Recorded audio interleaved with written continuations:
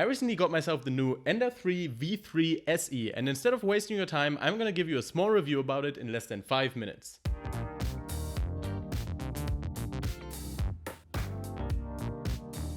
As a background, I am not an expert in 3D printing. Prior to this one, I've only ever owned an ENDER-3 Pro, and while I have been using it for close to 3 years and have picked up quite a lot of knowledge along the way, I am not anywhere near as experienced as some others on YouTube. So this review is probably perfect for the people trying to get into 3D printing without trying to learn a bachelor's degree worth of knowledge doing so. Setting up the printer was quite the nice process. Essentially, it's just as simple as putting the top and bottom assembly together, screwing in about 10 screws, and then you're done. Creality really optimized this printer for the people who just want to start 3D printing, and after fiddling around with the ENDER-3 Pro for so long, I must say I really appreciate that. Along with that, I love this printer's look. It just looks so sleek. My printer actually sits on a big tool cabinet in the hallway, right across from the front door, so while obviously printing quality is the most important factor, the fact that it looks nice definitely doesn't hurt it.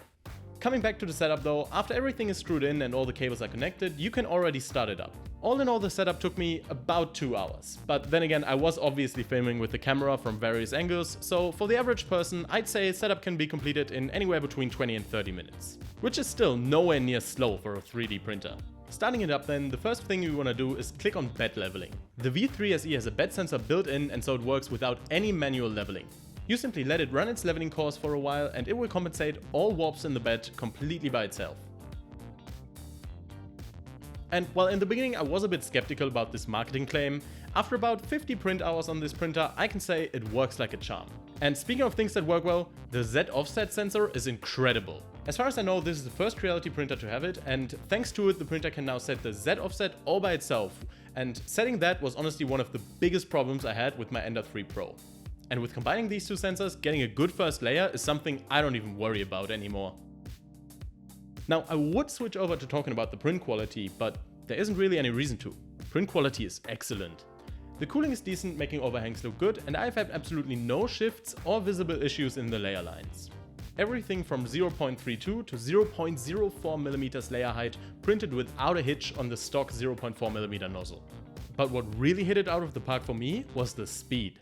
This Benchy was printed at a speed of 90mm per second for the outer walls and 180mm per second for the inner walls and infill.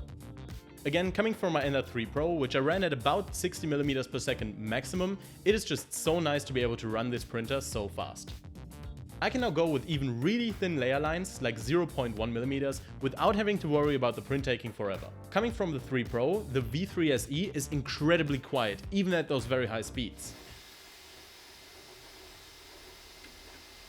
However, I do know that a lot of people say that the V3 SE is very loud compared to other current printers. But as I said, I haven't had any of those other printers, so I can't really judge that. All I can say is that it's quiet enough for me to not hear the sound through a glass door, and honestly, that is just fine for me. So in conclusion, I think pretty much anyone in the 3D printing community would agree, for $220, you cannot get a better printer than this. It's easy to use, the quality is great, and it prints incredibly fast. So if you're thinking about getting into 3D printing, or you're like me and you already have an older printer that you want to upgrade without breaking the bank, I'd say go for it.